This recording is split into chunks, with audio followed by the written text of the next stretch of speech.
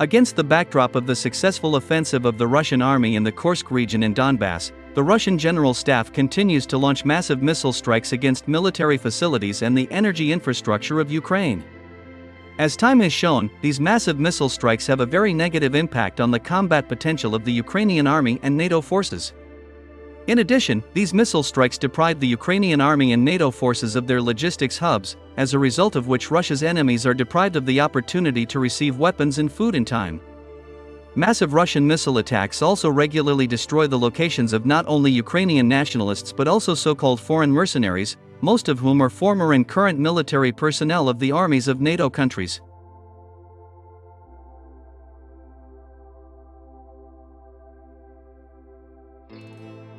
As you remember, in yesterday's video I told you in detail about the results of a massive Russian missile attack on the territory of Ukraine, which took place on the night of September 20th.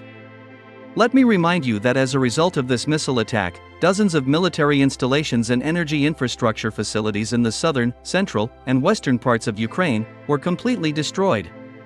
In addition, that day, Russian kamikaze drones also hit the building of an economic facility in the city of Lviv, as a result of which dozens of officers of the armed forces of Ukraine and 12 military instructors from Poland were killed.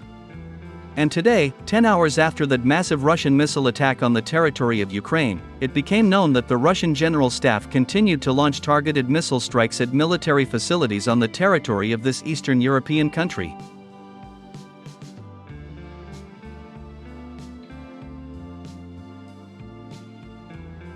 So, on the night of September 21st, the Russian armed forces launched another massive missile attack on the places of the deployment of enemy manpower, weapons depots, energy facilities, and logistics hubs, even in the waters of the Black Sea, through which enemy vessels of NATO countries supply thousands of Western missiles and dozens of HIMARS multiple launch rocket systems to Ukraine. My friends, in this video I will tell you in detail the result of the latest massive Russian missile attack, which caused irreparable damage to the Ukrainian army and the North Atlantic Alliance.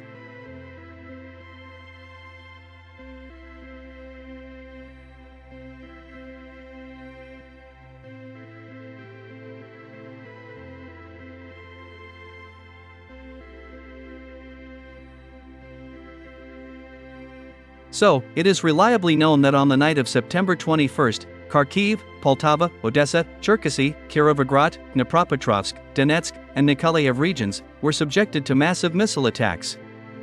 On the night of September 21st, independent monitoring services recorded more than 40 explosions in these regions of Ukraine.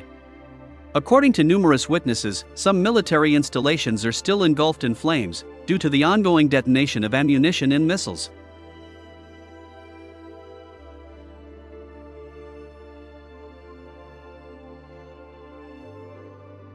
So, in the Kharkiv region, in the southwestern part of the city of Kharkiv, Russian ballistic missiles hit and destroyed the building of a local furniture factory. As it turned out, military engineers from France and Germany used this furniture factory to maintain and repair Western heavy military equipment.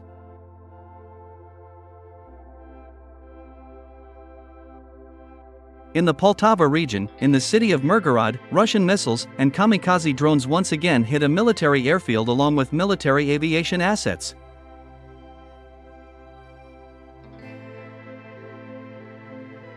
In the Kirovograd region, in the western part of the city of Kropivnitsky, Russian missiles struck and destroyed the building of a technical center, where Ukrainian military engineers had set up the production of bullets for small arms.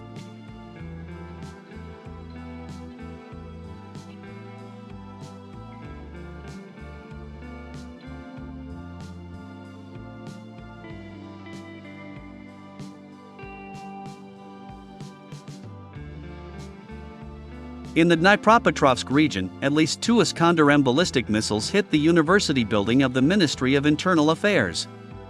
It is reported that at the time of the missile attack, newly mobilized Ukrainian soldiers and officers of the National Guard of Ukraine were on the territory of this university. According to preliminary data, as a result of this missile attack, about 80 Ukrainian soldiers and officers were killed.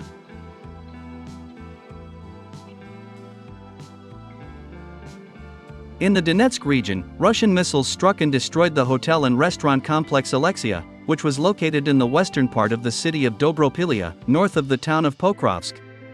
As it turned out, at the time of the missile strike, Colonel of the Armed Forces of Ukraine Alexander Nikityuk, who was the main assistant to the former Commander-in-Chief of the Armed Forces of Ukraine, General Zaluzny, was in this hotel.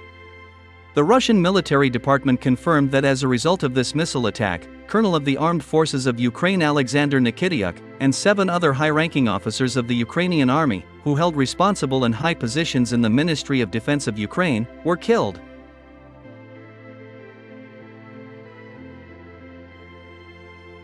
In the Nikolaev region, the Russian military launched a combined missile attack on the Voznesensk military airfield. As a result of this missile attack, the Ukrainian Air Force lost 3 Mi-8 helicopters.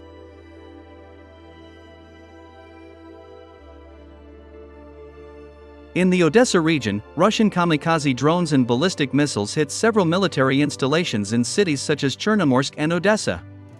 It is reported that these were warehouses where Western weapons systems were stored, which continue to arrive in Ukraine in non-stop mode.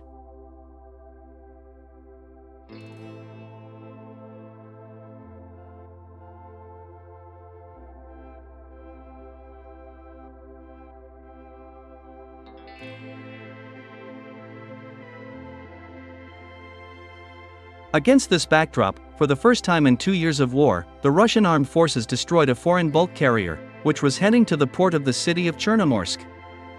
According to numerous sources in the Russian military department, the NATO leadership used this ship for its own purposes, to send Western weapons systems to Ukraine. It is reliably known that thousands of Western missiles were on board the destroyed ship, as well as several dozen of HIMARS multiple launch rocket systems.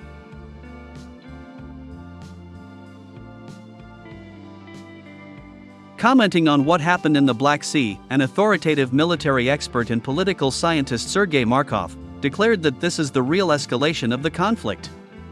According to him, Russia's destruction of a ship in the Black Sea indicates that the escalation of the confrontation between Moscow and NATO is only growing.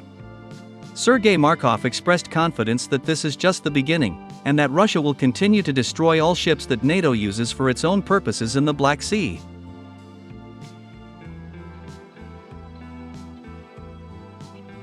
According to him, at the moment, NATO uses at least 4 more bulk carriers in the Black Sea, as radar stations and weapons depots.